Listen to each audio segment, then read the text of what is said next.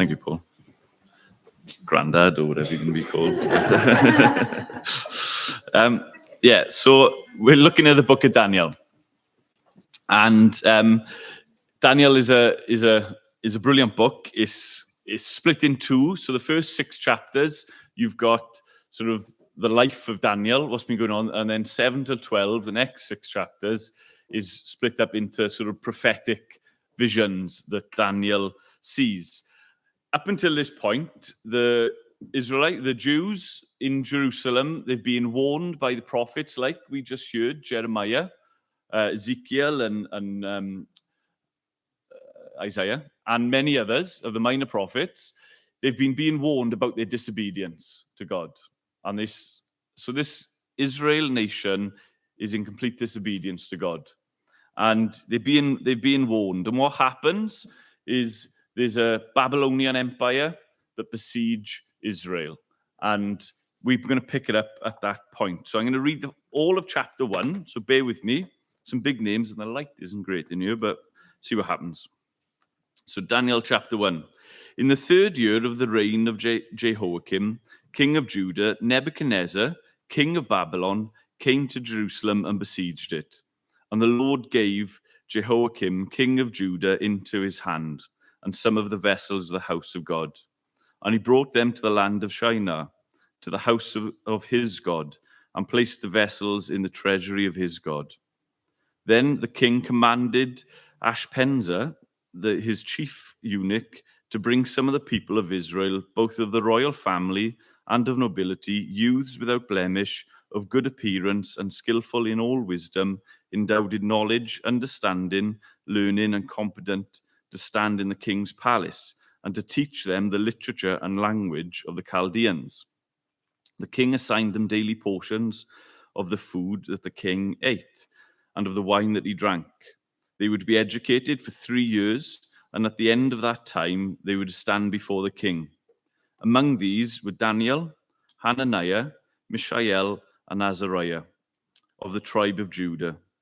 And the chief of the eunuchs gave them names. Daniel he called Belteshazzar, Hananiah he called Shadrach, Mishael he called Meshach, and Azariah he called Abednego. But Daniel resolved that he would not defile himself with the king's food or with the wine that he drank. Therefore he asked the chief eunuchs to allow him not to defile himself. And God gave Daniel favor and compassion in the sight of the chief of the eunuchs. And the chief of the eunuchs said to Daniel, I fear my lord the king, who assigned your food and your drink. For why should I see that you are in worse condition than the youths who are of your own age? So you would endanger my head with the king. Then Daniel said to the steward, whom the chief of the eunuchs had assigned over Daniel, Hananiah, Mishael, and Azariah, test your servants for 10 days. Let us be given vegetables to eat and water to drink. Then let our appearance and the appearance of the youths who eat the king's food be observed by you, and deal with your servants according to what you see. So he listened to them in this matter and tested them for 10 days. At the end of the 10 days, it was seen that they were better in appearance and fatter in flesh than all the youths who ate the king's food. So the steward took away their food and the wine that they were to drink, and gave them vegetables. As for these 4 youths, God gave them learning and skill in all literature and wisdom, and Daniel had understanding in all visions and dreams. At the end of the time, when the king had commanded that they should be brought in, the chief of the eunuchs brought them in before Nebuchadnezzar. And the king spoke to them, and among all of them, none was found like Daniel, Hananiah, Mishael, and Azariah. Therefore they stood before the king, and in every matter of wisdom and understanding, about which the king inquired of them, he found them 10 times better than all the magicians, the enchanters that were in all of his kingdom. And Daniel was there until the 1st year of the King Cyrus. So just put yourself in their shoes. You got this exile. We've been invaded by a foreign army. And we've just seen some teenagers exodus us now, put into exile over the other room. Parents, put your hands up. Grandparents, put your hands up. How exactly would you be feeling right now if your children, grandchildren, were just taken away from you? What sort of questions would you be asking of your God? I'm sure things like, where's God? What are you doing? How can he allow this to happen? All these questions would be flooding your mind. You'd be questioning God. Perhaps you'd even be saying, are the Babylonian gods bigger than our gods, better, stronger than our God? Anybody 15? I'm 20 this year, by the way, in August. That's my second birthday. I'm 39 in April and 20 in August. But take yourself back to being a teenager. All your comforts, all your surroundings, all your family, everything you know, all your routines are taken away. And you're taken off to another land, a foreign country, with foreign gods, with foreign rituals, with foreign ideas. What would you be saying to God? What would you be saying? What's God doing? Where's God now? How can you allow this to happen to me? Notice how so many times in life, people are only interested in God when something goes wrong. And maybe these Israelites, these Jews, were thinking that right now. It doesn't say, but they were a disobedient bunch. They weren't obeying God. Maybe all of a sudden, they were starting to ask these questions. Where is God now? These youths were taken away to a foreign land to basically be brainwashed. They were taken out of their comfort zones, out of their familiarities, out of their practices of reading and studying the Bible, the Torah, the first 5 books that they would have had, taken away from their surroundings, their God, and being taught about foreign gods, taught about foreign history, taught about things that they knew nothing about. They were taken away from their surroundings to become different people. They wanted these to be wiped out. How easy would it be when we're away from the glare of our parents, of our grandparents, when nobody's watching, where everybody else is doing it? How easy is it to say, oh, well, I may as well join in. Where's God anyway? He's let this happen to me. How easy would it be away? I failed badly. I can see Richard Carter sitting there in front of me today. I was in school with his son, Jonathan. We grew up. And one of the first things I did when I became a Christian was apologize to his son. Because we had the same upbringings. We went to the same church. And I didn't survive school. I went along with the crowd. But his son stayed firm. And I mocked him to my shame. But there are those who stand firm. And Daniel was one of these. Proverbs 6:28 says this, puts it this way: can one walk on hot coals and his feet not be scorched? What does Daniel do? Verse 8, he said, he resolved not to be defiled by the king's food or wine. See, in relation to what he was given, he couldn't do anything about being taken away. He couldn't do anything about the new books he was being made to read. He couldn't do anything about the new name he was given. He couldn't do anything about lots of things. But he could draw a line on what he was putting into himself, into what was offered up to these foreign gods before being consumed. And Daniel resolved. He drew a line in the sand and said, yeah, this is happening, but no further. It's so easy to go. It's so easy to get caught up in the crowd, get caught up in what's happening around us, but we have to draw a line in the sand at some stage. We have to say no further. And can I be honest with you? Your line may be totally different to my line. What you accept or what I accept, they may be very different. But when it comes to Jesus Christ and who we worship, that's your line. Afghanistan has just become the number 1 persecuted country in the world for Christians. North Korea's been top of the tree for 20 years. But as the Taliban, is it? As they go house to house, knocking doors now, asking which God you serve. And if you don't say the right answer, you're killed on the spot. That's happening to Christians right now in Afghanistan. Who do we serve? You have to draw a line somewhere. In Daniel, when it came to what he put into himself, he drew the line. There'll be times where there'll be new laws passed. There'll be new agendas in society. There'll be a new world perspective. Where's your line? Jesus Christ crucified for the sins of the world is your line.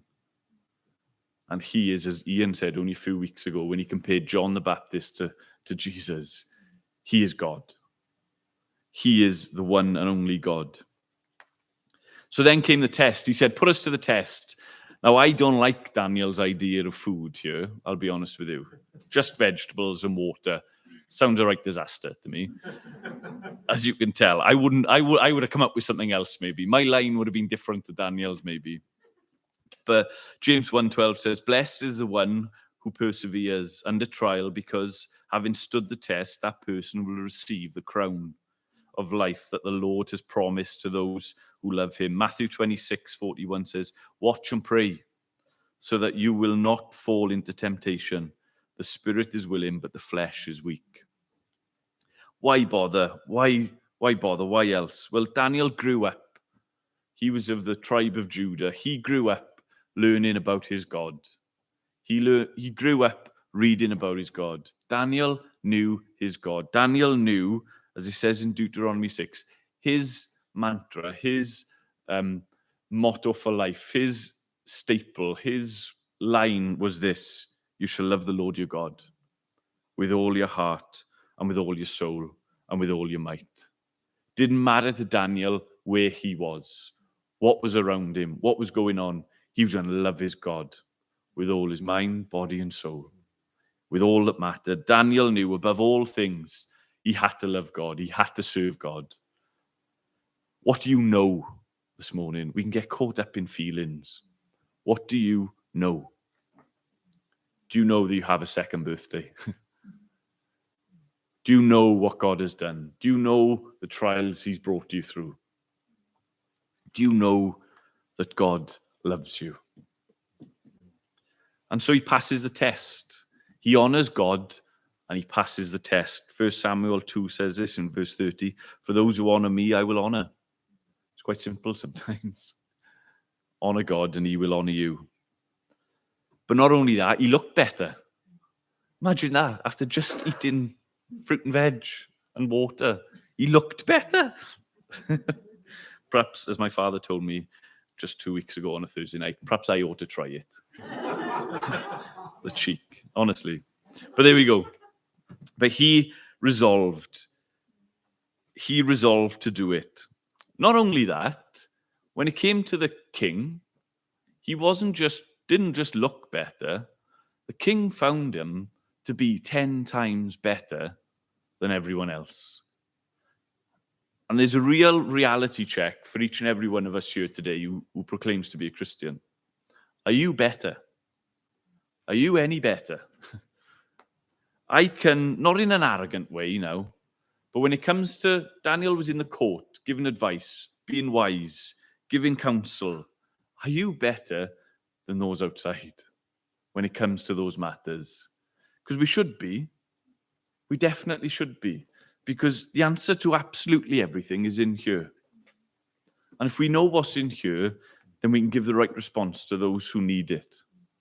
So are we any better? That's a real hard reality check for me, because sometimes I can be a bit of a joker, a bit of a clown, a bit of a make light of situations. But actually, I should be better. I should be better than somebody else on the street. I should be able to give the right response in the right time, to the right question, to the right person. So that's it, isn't it? Daniel chapter 1 is brilliant. Man taken away, or young boy, teenager taken away into exile. He resolves to not be defiled. He stands up, he's tested, he puts a test out there, and he proves his God, and he looks better. But if that's all we've seen, that God's own people are besieged, that God's own people are taken into exile, that God's own people are removed from their comfort zone, that God's own people are being re-educated, that God's own people are being conformed to another way of thinking, if that's all we've got, or all we have is that Daniel and 3 of his friends were better than everybody else, they stood firm, and they were better than everything else, then we've completely missed the point. We've completely missed what this chapter is trying to tell us. Because what we read when we read this is that we read a God that gives. In those circumstances, we read 3 times how God gave. In verse 2 says this, how were they besieged? Not because Nebuchadnezzar's army was more stronger or more powerful, had more might. Verse 2 says this, and the Lord gave Jehoiakim, king of Judah, into his hands. God allowed it to happen. God gave his own nation into the hands of their enemies. Not because they were stronger, because they were disobedient and they needed to learn a lesson. We very often quick to blame the devil for things. The devil can't touch us unless God allows it. Go back and read Job. I know Gerald's been reading the book of Job. Don't be so quick to give the devil credit. He's not that good. God is in control. How does Daniel resolve to prosper? Verse 9 says, and God gave Daniel favor and compassion in the sight of the chief of the eunuchs. Yes, it was his man-made, it was his own will to resolve. But that only worked because God gave him favor. That only happened because God gave him favor in front of his jail man or whoever he was, this eunuch who was in control of him. How was Daniel and his friends any better? Verse 17 says, as for these 4 youths, God gave them learning and skill in all literature and wisdom, and Daniel had understanding in all visions and dreams. 3 times, God gave the nation over. God gave them favor. God gave them learning. They were able to be who they were. All these things happened because God gave. We don't have a God that's sitting there in an ivory tower who hasn't got his finger on the pulse. He doesn't dip his toe every now and again to say, oh, something's going on, let me have a little look down. He's got his hands on everything. He's got his hands on every aspect of your life, of every aspect of every kingdom in this world. He's got his finger to the pulse. We've got a God who's in control. We've got a God who gives. Throughout the Bible, we see a God who gives. He gave a garden, a beautiful, pleasant land for Adam and Eve to live in. And they messed it up. They fell short. What did God do? He gave them covering. He gave a plan to Noah to build an ark. He gave grace to Abraham. He gave a child to Abraham and Sarah. He gave a land to a nation. He gave them manna in the wilderness. He gave them kings and judges. He gave them a king after God's own heart. He gave them prophets and priests. He gave them everything. And he gave his one and only Son, that whoever believes in him shall not perish, but have everlasting life. God hasn't left us alone. God hasn't left us when we're in our exile in sin. He gave his Son for each and every one who will believe in him. We've got a God who gives. We've got a God who gives us life. We are new creations. We get reborn. He gives us new life. He gives us his righteousness. He gives us salvation. He gives us healing. He gives us his power. He gives us his love. He gives us abundant life. He gives us eternal life. He's given us a good shepherd. He's given us an inheritance that cannot be defiled. He's given us forgiveness. He's given us adoption into his family. He's given us a royal priesthood. He's given us brothers and sisters. He's given us a hope. He's given us a future. He's given us faith. He's given his son. His one and only son. We have a God who gives, and he gives generously. James 1:5 says, "But if any one of you lacks wisdom, let him ask God, who gives to all generously and without reproach, and it will be given to them." Matthew 7:11, "If you then, being evil, know how to give good gifts to your children, how much more will your Father, who is in heaven, give what is good to those who ask him?" Psalm 37 verse 4 says, "Delight yourself in the Lord."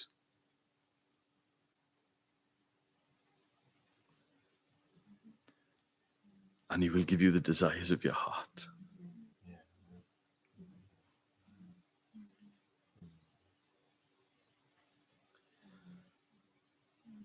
We've got a God who gives. And he loves you. He loves you so much that he gave his one and only son. Do you know this God? Amen. Amen. And there's always a wonderful opportunity to respond.